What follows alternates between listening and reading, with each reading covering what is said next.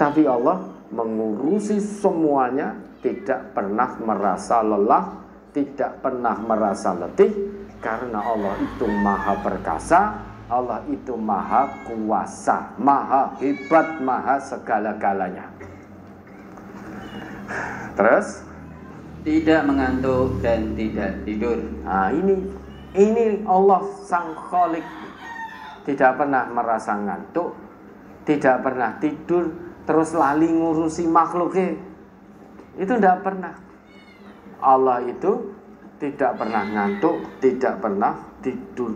Bedanya dengan makhluk itu seringkali ngantuk.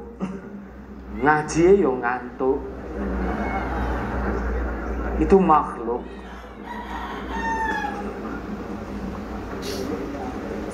Sudah begitu, tapi banyak makhluk yang tidak punya akhlak ingin melampaui sang Khalik. Na'udzubillah.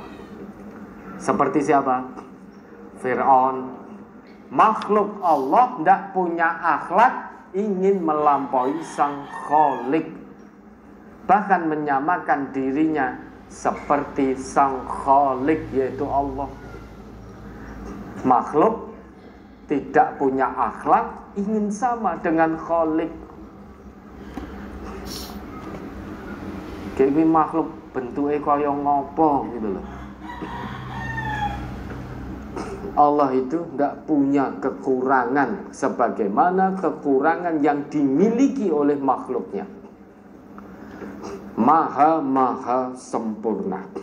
Terus kepunyaannya apa yang di langit dan di bumi. Nah, jadi semua yang di langit dan di bumi itu milik Allah. Kita manusia, kita makhluk Allah, jangan pernah merasa mempunyai. Karena apa yang ada pada kita ini itu hanya titipan dari Allah, bukan milik kita. Kalau jenengan merasa memiliki, tidak merasa bahwa itu titipan dari Allah, bisa jadi jenengan nanti juga akan membuat benteng kiamat nanti. Kan ada toh orang yang kaya sekarang di dunia tapi tidak punya iman, dia membuat benteng untuk menghadapi hari kiamat. Jadi benteng diukur dengan ahli-ahli pikir dunia, ketebalannya sekian, ini sekian, nanti kalau ledakannya sekian, maka nanti bangunan yang ini tidak akan hancur. Ini diukur oleh semua ahli pikir dunia, ahli pikir top dunia. Nah, bukan kaleng-kaleng ahli pikirnya, orang ecek-ecek ahli pikirnya, ahli matematikanya, ahli fisikanya, ahli ini terlibat semua dalam pembuatan benteng untuk menghadapi hari neraka itu. Itu karena dia merasa bahwa dia punya, yang ada padanya itu dia punya. Dia tidak sadar kalau itu titipan Allah. Ya karena tidak beriman kepada Allah. Nanti mau menghadapi hari kiamat, mau sembunyi di balik benteng yang kokoh, habis sekian triliun untuk membangun benteng itu, dianggarkan sekian triliun. Rumah saniki nek kiamat engko teko, waktunya datang, apa ya selamat kok ya ora iso mikir. Ngakune pinter, jenius, ahli pikir semuanya, tapi kok ya ora iso mikir dengan cerdas itu. Itulah karena tidak ada iman dalam hati. Pinter otaknya tok, ora duwe iman ya layan fa. Gak ada manfaatnya kecerdasan otak tanpa disertai keimanan. Maka warga MTA, jadilah orang-orang, berusahalah menjadi hamba Allah yang cerdas otak, cerdas hati. Jangan puas hanya cerdas otaknya, tapi hatinya jahil. Na'udzubillah.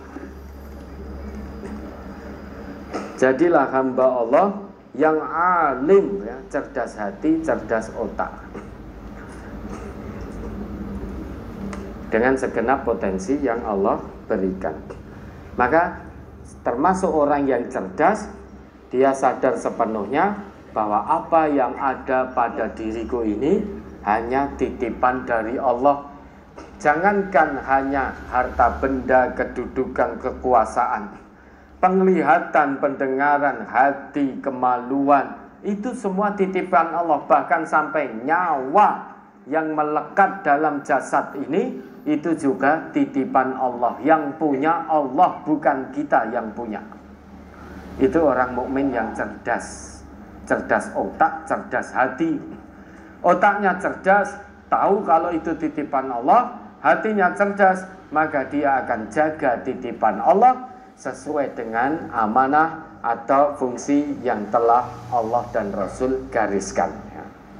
Terus, tiada yang dapat memberi syafaat di sisi Allah tanpa izinnya. Ya, terus Allah mengetahui apa-apa yang di hadapan mereka dan di belakang mereka. Dan mereka tidak mengetahui apa-apa dari ilmu Allah, melainkan apa yang dikehendakinya. ya, Kursi Allah meliputi langit dan bumi, dan Allah tidak merasa berat memelihara keduanya. Dan Allah maha tinggi lagi maha besar. itulah Allah Tuhan kita yang maha segala-galanya. Tidak ada yang maha penolong kecuali Allah. Dan tidak ada orang yang bisa memberi syafaat kecuali dengan izin Allah. Kekuasaan Allah meliputi langit dan bumi. Nah, kursi Allah, kekuasaan Allah meliputi langit dan bumi. Jadi semuanya ini tunduk di bawah kemahakuasaan Allah.